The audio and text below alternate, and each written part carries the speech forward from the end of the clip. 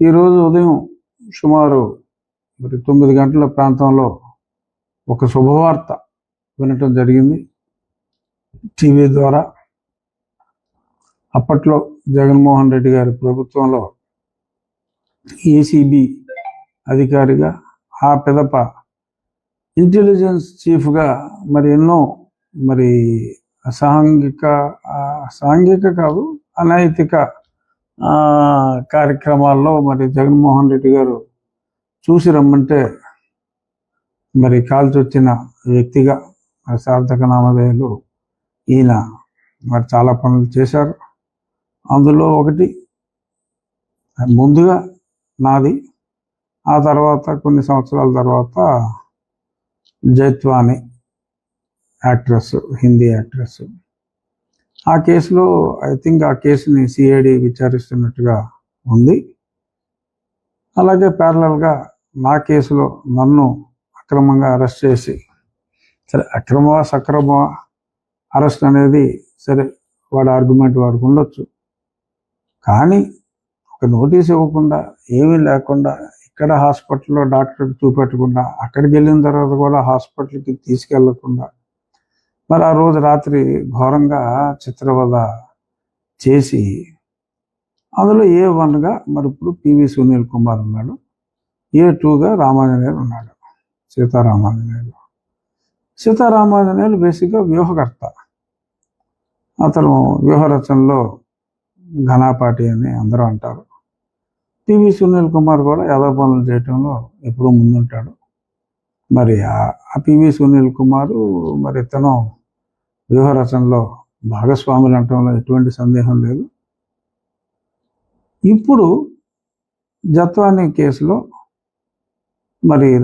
సీతారామాంజనేయులు తన్ని అరెస్ట్ చేయటం జరిగింది.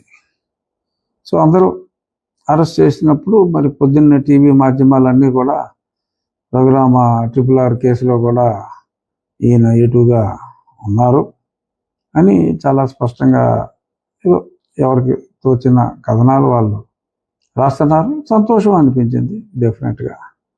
కానీ ఎక్కువ మంది నన్ను అడుగుతున్న ప్రశ్న, చాలా ఫోన్లు వచ్చినాయి, అందరికీ సమాధానం మళ్ళీ ఫోన్లలో చెప్పకుండా ఈ రకంగా మీడియా మాధ్యమం ద్వారా తెలియచేద్దాం అనుకుంటున్నా. పివి సునీల్ కుమార్ను కూడా ఇప్పటికే చాలా ఆలస్యమైంది, కనీసం మాట వరుసకు కూడా పిలవటం జరగలేదు. నో డౌట్ ఒంగోలు పోలీసు అధికారులు ఒక క్రమ పద్ధతిలో విచారణ చేస్తున్నారు. కానీ దెబ్బలు తిన్నోడు నాలంటోడు అట్లీస్ట్ మోటారు వాహనం అంటే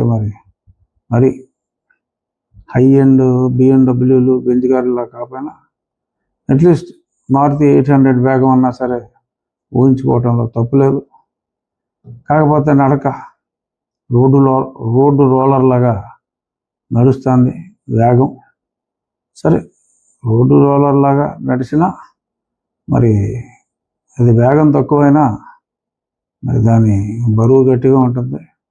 ఒకసారి తొక్కిందంటే చాలా గట్టిగా తొక్కుతుంది అని పాజిటివ్గా తీసుకునే వ్యక్తిని నేను. కానీ మరీ ఆలస్యం అవుతుంది, సంవత్సరం అయింది. ఆ సునీల్ నాయక్ అని ఉన్నాడు, అసలు దొంగ. అతడు సరే అప్పుడు బీహార్ పోయాడు కదా, సరే వీళ్ళు దొరుకుతారు, వీళ్ళే చెప్తారని అనుకున్నాం. ఇప్పుడు ఆ సునీల్ నాయక్కి నోటీస్ ఇస్తే, ఎందుకంటే అప్పుడు స్పాట్లో ఆ పక్కగదిలో ఉన్నాడు, చాలామంది స్టేట్మెంట్స్ ఇచ్చారు. ఈ సునీల్ నాయక్ అన్నవాడికి చెప్తే వాళ్ళు వినలేదు, పొరాను వాతలు పో అని చెప్పి పంపించాడు. సాలిడ్గా అతడు కంప్లైంట్, నా మీద సువోమోటో కంప్లైంట్ ఇచ్చింది ఆ సునీల్ నాయక్. ఆ సంతకం పెట్టింది ఆడు. ఆ రోజు జైల్లో తిరుగుతున్నాడు, ఈ జైలు నుంచి ఆ జైలుకి బోరు కట్టగాడు.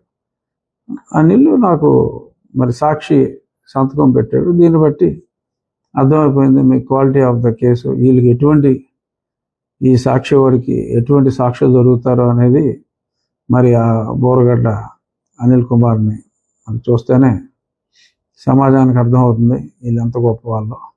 ఆ సునీల్ నాయక్ అన్నవాడికి ఎక్స్టెన్షన్ ఇస్తా అన్నారు, ఏమన్నారు వీళ్ళు చెప్పిన ఏదో పనులన్నీ అటు చేసాడు. వాడు రానంటున్నాడు ఇప్పుడు బీహార్ నుంచి. ఎందుకంటే నేను వారు రానంటున్నారు ఈ తొక్కలో డైలాగులు ఇంకా అనవసరం అనుకున్నాను. ఎందుకంటే మరంతా డర్టీగా బిహేవ్ చేస్తున్నారు. రానంటున్నాడు అక్కడి నుంచి. నేను రావక్కర్లేదు, కావాలంటే మీరే రండి అంటున్నా అంట. మరి వీళ్ళు వెళ్ళాలి. అక్కడికి వెళ్ళిన తర్వాత క్రిస్టల్ క్లియర్. మరి ఎలా అయితే ఈ ఆఫీసర్ని సీతారామాంజనేయులు IPS మరి ఎలా అయితే అరెస్ట్ చేశారో మరి అదే బాటలో ఇప్పుడు వేగం పుంజుకుంది. సో వేగం పుంజుకుంది కాబట్టి ఇదే వేగంతో మరి మా కేసు కూడా, ఎందుకంటే నేను బాధితుడిని, నన్ను చెతక్కొట్టారు, నా పరిస్థితి అందరూ కళ్ళారా చూశారు. ఎందరో నాయకులు ఎన్నో సమావేశాల్లో చెప్పారు. మిలిటరీ హాస్పిటల్ రిపోర్ట్లు ఉన్నాయి. అయినప్పటికీ మరి ఇంకా చేశారు. ఇద్దరిని అరెస్ట్ చేశారు. సరే వాళ్ళు బయటికి వెళ్ళిపోయారు. 90 రోజుల దగ్గర పోయింది. సరే ఈవిడేమో దొరకలేదు. ఒక మహిళ అయినా సరే మరి ఆవిడ బలే తప్పించుకుంది. సుప్రీంకోర్టులో టెంపరీగా ప్రొటెక్షన్ దొరికింది. రేపు 24వ తారీఖు అంటే ఎల్లుండు మళ్ళీ విచారణకు వస్తుంది. మరి విచారణలో మరి ప్రొటెక్షన్ వస్తే ఆవిడకి మెమరీ రాదు. ప్రొటెక్షన్ ఒకరోజు ఆపినా మరి ఆవిడకి తప్పకుండా అన్నీ గుర్తొచ్చేస్తాయి. అందులో ఎటువంటి సందేహం లేదు.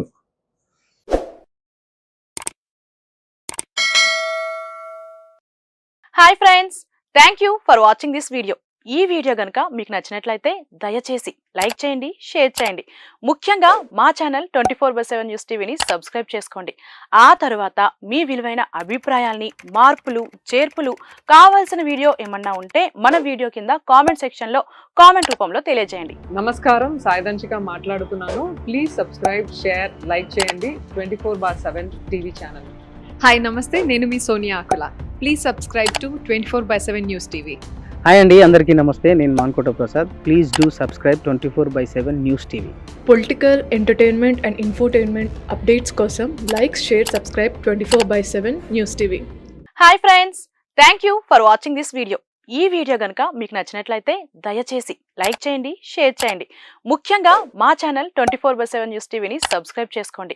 ఆ తర్వాత మీ విలువైన అభిప్రాయాల్ని, మార్పులు, చేర్పులు, కావాల్సిన వీడియో ఏమన్నా ఉంటే మన వీడియో కింద కామెంట్ సెక్షన్లో కామెంట్ రూపంలో తెలియజేయండి. నమస్కారం, సాయిదంచిక మాట్లాడుతున్నాను. ప్లీజ్ సబ్స్క్రైబ్, షేర్, లైక్ చేయండి 24/7 టీవీ ఛానల్.